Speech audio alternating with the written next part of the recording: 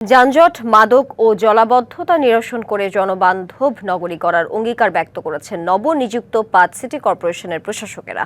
রবিবার দুপুরে শহীদ প্রেসিডেন্ট জিয়াউর রহমান ও প্রয়াত প্রধানমন্ত্রী বেগম খালেদা জিয়ার সমাধিতে শ্রদ্ধা নিবেদন শেষে এসব কথা জানান তারা।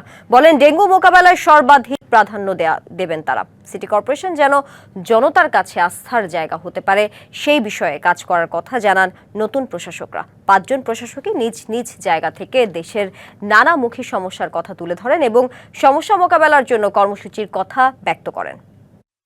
জলাবদ্ধতা, যানজট এবং পরিষ্কার পরিচ্ছন্নতা, আমরা আপাতত এই তিনটাকে, সামনে ডেঙ্গুর প্রাদুর্ভাব আছে সেটাকে মাথায় রেখে আমরা একটা ব্যাপক পরিষ্কার পরিচ্ছন্নতা করব। ইতিমধ্যে প্রধানমন্ত্রী আমাদের সিদ্ধান্ত দিয়েছেন, প্রতি এলাকায় আমরা কমিটি করে দিয়ে ওয়ার্ডে ডেঙ্গুর বিরুদ্ধে আমরা একটা প্রতিরোধ কমিটি করে তুলব। আমরা একটি পরিচ্ছন্ন নগরী করতে চাই, একটি সবুজ নগরী করতে চাই, একটি যানজট মুক্ত নগরী করতে চাই। সবসময় যেন জলাবদ্ধতা না থাকে সেই পরিকল্পনা আমরা নিব।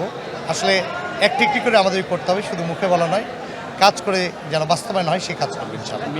নগদ নিয়ে এলো হার না মানা হার অফার। সর্বনিম্ন ১০,০০০ টাকা রেমিটেন্স নগদে পাঠালে থাকছে স্বর্ণের হার জেতার সুযোগ।